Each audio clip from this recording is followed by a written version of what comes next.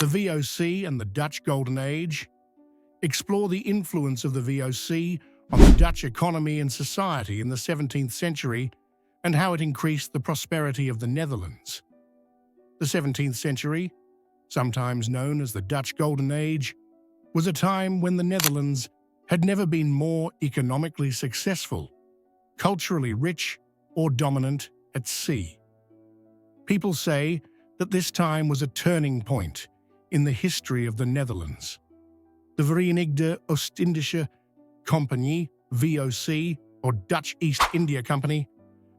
The VOC stood out during a time when European countries were fighting for colonies and markets abroad because of how complicated its organizational structure was and how quickly it grew.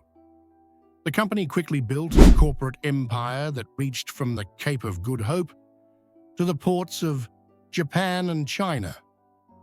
The empire was centered on a big network of trading ports and defended outposts that were spread out all over the Indian Ocean region.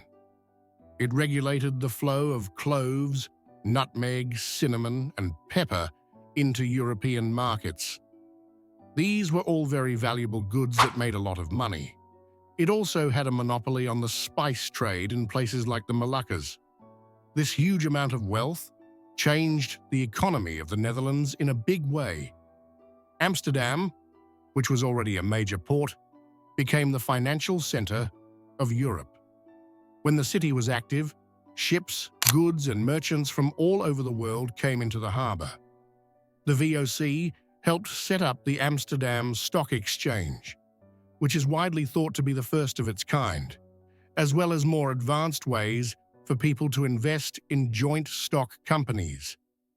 These things directly led to the creation of institutions that are now defining features of modern capitalism. By buying shares, everyone in the public could invest in the VOC. As a result, there were more jobs in a number of related fields, such as metalworking, mapping, and making navigation tools. This also helped to boost trade within the country.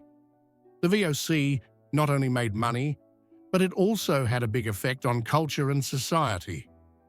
The Netherlands became a crossroads for people from all over the world, which led to a culture of intellectual openness and inquiry. Dutch merchants, sailors, and students didn't just bring back goods from the East. They also brought back knowledge, art, native plants and animals, and stories from the area. Scientists in the past were able to look at groups of strange artifacts that rich people kept in their cabinets of curiosities. These collections helped natural history, botany, and zoology grow by giving people a place to study them. These cultural exchanges sparked creative works and scientific studies that helped the Dutch Republic become a leader in Enlightenment thought. Artists started to love painting pictures of global trade, seascapes, and other places. The still life genre, which became popular at this time, used images to show wealth and abundance. The business also helped to create a unique social structure in the Dutch Republic. During the Golden Age, Dutch society was more open and businesslike than the aristocratic societies that prevailed in Spain and France at the same time. Money, especially money in business, was a big marker of social status. A strong and important bourgeois elite made up of merchants, ship owners, and VOC investors. This class often had more power and status than the old nobles. This change helped create a society that valued civic duty, pragmatism, business, and education very highly. The Republic was run in a way that showed these beliefs. For example, wealthy merchants, not hereditary aristocracy, were in charge of numerous city councils and province legislatures. The VOC was able to be successful, but only because it relied on systems of brutality and exploitation that were necessary for it to work. These parts were very important to the program's success. The firm used a mix of business deals and violence to set up monopolies in the East Indies. It achieved this by putting strict trade restrictions on native communities, forcing local leaders to do what it wanted.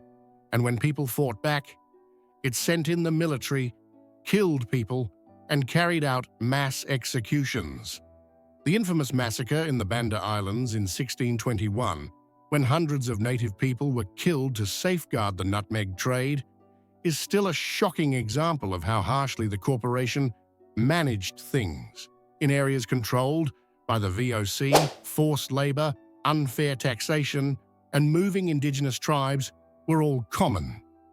These bad parts of the company's past show us the colonial undercurrents that were prevalent during the Dutch Golden Age. They also remind us that the Netherlands' riches were built on systems of oppression and unfair trade. The VOC also helped the Dutch build up their long-term imperialism. The business's military and administrative groups gradually turned into a proto-colonial state, especially in Java, where it gained more and more power over the land, the people, and the government. But they also changed the way the Dutch thought about empire and overseas control for hundreds of years after they were put into action. As the VOC got older, it started to have problems that showed how limited its model was. Corruption, overextension, rising costs of military security, and diminishing profits all hurt the organization's finances. By the end of the 18th century, the company had become too big and was no longer useful. In 1799, it was officially dissolved because of this. Even so, it had a lasting impact, but also in the institutions and economic models it created, which are still in use today. The VOC was quite important during the Dutch Golden Age, and that's all there is to it. It was a catalyst for the restructuring of the economy, as well as a generator of cultural innovation and a model for modern world capitalism. Not only did it make the Netherlands very rich, but it also made the country the center of world trade and changed Dutch society in ways that are still felt today. Even so, it also shows how complicated and tense things were throughout the early modern age of globalization. It is a story about people trying to do things and wanting things that are overshadowed by colonial power and exploitation. The VOC's wins and defeats had a lasting impact on the Dutch Golden Age, which was known for its beauty. Thanks for watching. Don't forget to like and subscribe to our YouTube channel.